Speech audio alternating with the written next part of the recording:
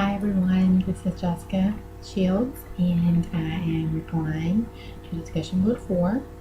I'm replying to Amanda's post and I wanted to start off with saying great post. You brought up a lot of great points and I definitely agree how serious depression is, and it's definitely gotten a lot more recognized nowadays than it used to be. And a lot of people, I would assume, were embarrassed to admit they were depressed and held it in, and then it ended up, doing things that was out of their character later on, and it led to a lot more serious complications. But nowadays, I do feel like more people are upfront with their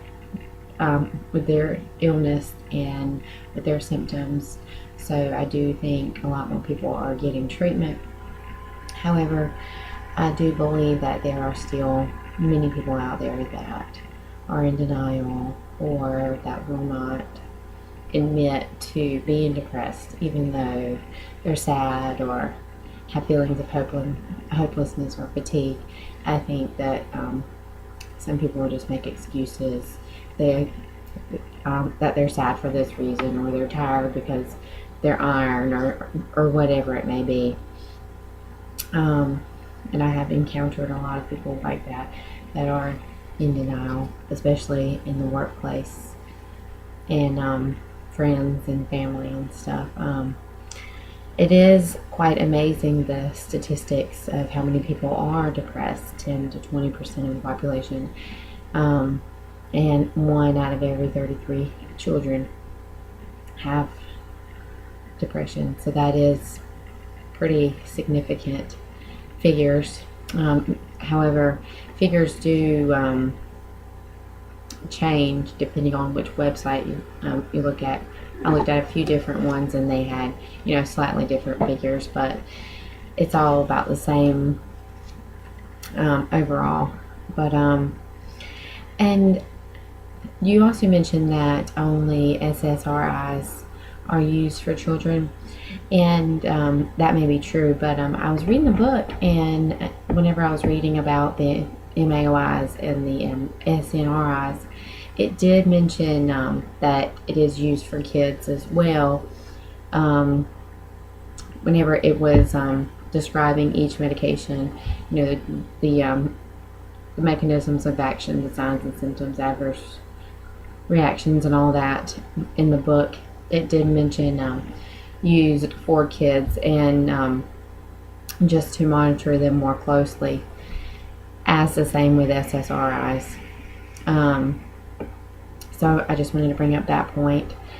And maybe the website you looked at only talked about the SSRIs, which I'm sure is the most commonly used depressant, antidepressant. I also wanted to bring up that I think it's crazy how a lot of people that have depression are suffering from suicidal thoughts and thoughts of harming themselves, and then we're going to prescribe them a medication that causes or could potentially cause suicidal thoughts.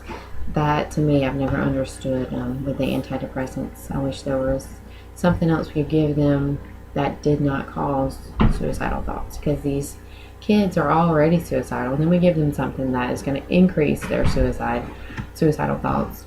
Even though it may help their serotonin levels, it could potentially increase their suicidal thoughts. So that kind of is weird to me. And I also wanted to bring up a patient experience. I have been working in the ICU for a while now, and we see a lot of overdose and other respiratory patients.